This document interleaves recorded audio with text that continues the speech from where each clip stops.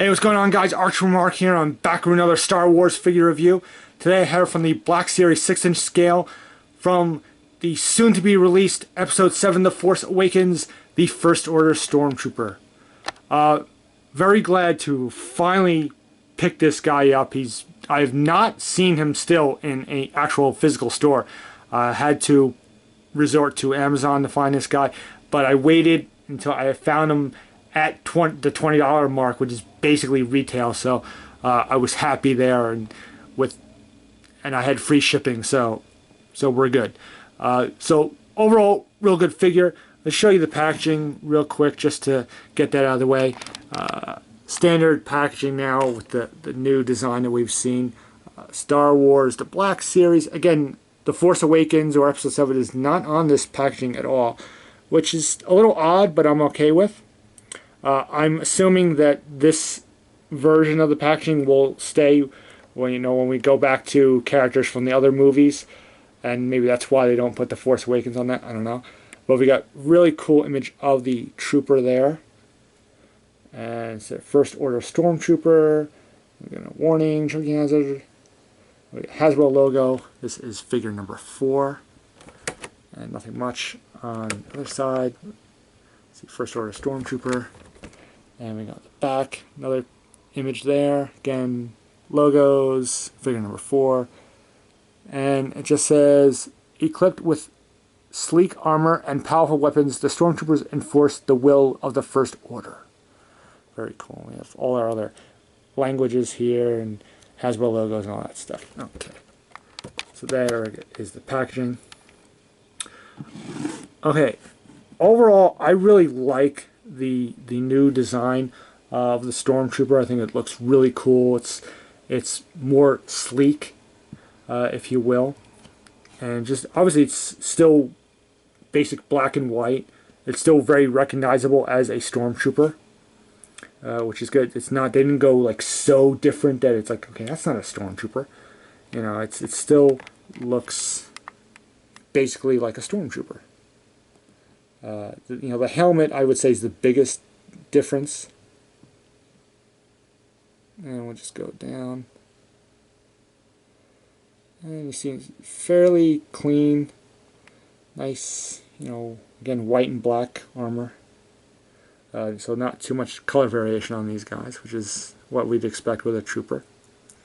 It'd be nice, maybe in the future we'll get some troopers with some weathering, like sand or snow or something like that, but just very clean basic trooper, nice for army builders.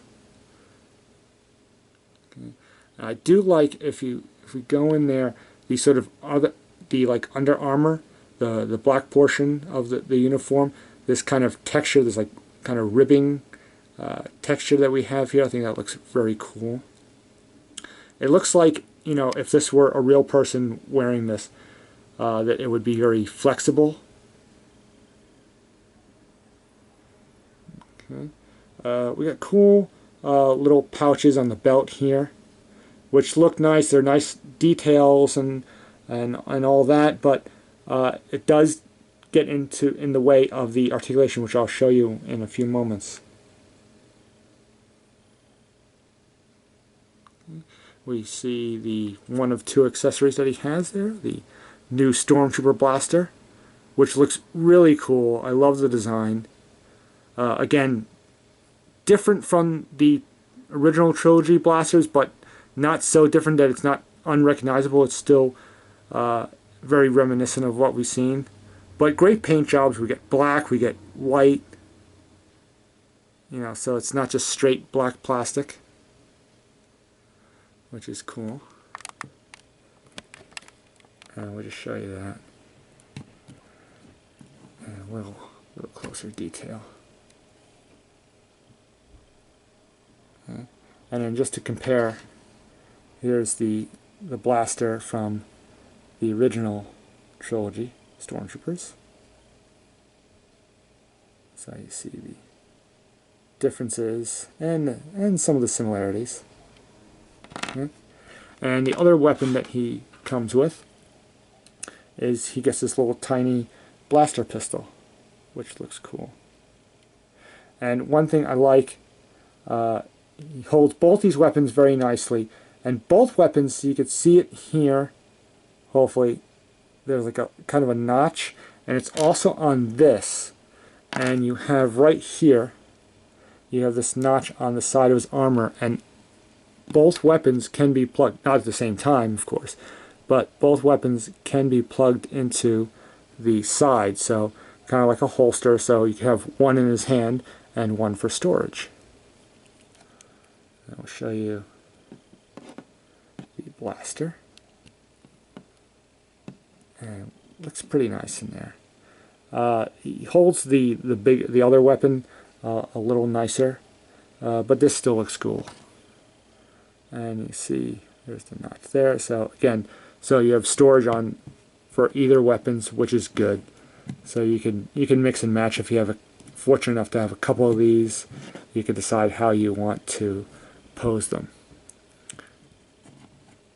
Okay, we'll go over articulation. It's not the best. It's not. I've seen weaker, but I've seen a lot better. Head is on a nice ball joint, so it moves left, right. You can move down a pretty decent amount. That's good, and can move up. The arms, nice ball joint, and go up all the way. And you can see the armor piece slips underneath the shoulder, this part here, and the shoulder armor, and it slips underneath the chest piece. And so that doesn't hinder the articulation, which is good. Can move forward and backwards. You have single joints at the elbows, which do not go a full 90 degrees, which is a little disappointing. You have swivel at the elbows, and swivels at the wrists, and hinge joints at the wrists. So great movement there. So that's good. You have an upper torso articulation, which is basically like a ball joint, and he can move forward a decent amount, back, left, so sideways, just all around, just great movement there. So that's really good. So upper portion is very good. Now we get to what I was talking about earlier, the legs. The legs they move forward at this kind of awkward angle, and it's not straight, and they move back about the same. And then you have the joints that move out, and they don't move out a great amount. They're greatly hindered by these pieces here on the side. Now they look cool, but like I said, hinders the articulation. So that's a bit of a bummer. The knees, however, we do have double joints of the knees, so that's good. We have hinge joints at the ankles, and you do have ankle pivot. So really good there. So again, the two downers are the elbows don't go full 90, which is I think could have been done better, and the hip joints are hindered by the pouches on the belt. So again, a little bit of a bummer in the articulation, but overall pretty good. I've seen a lot worse. It'd be nice if we had the bicep swivel, and we'd be able to get a little more dynamic posing out of this guy, but we can still get decent poses. Of course, everyone wants to army build with this guy, but they're still very tough to find. I still, like I said, have not found this guy in a physical store. But again, check around online sites. Check Amazon where I got it. Maybe they still have it for a $20 price point, which is good.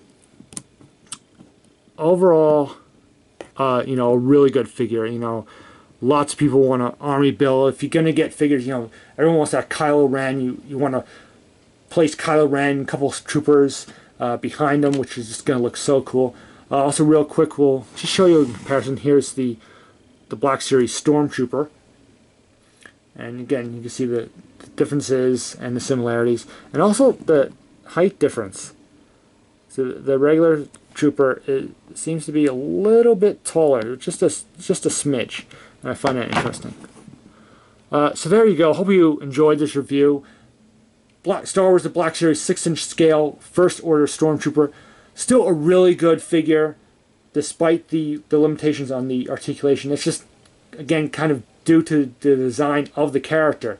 the way the armor is designed. It's for the most part movie accurate. So that gets in the way of the articulation. It's like, do you want it to be accurate or do you want better articulations? It's a little 50-50. So I would still recommend picking this guy up. You know, I think you need him. You got to have those Stormies. You can never have too many Stormies.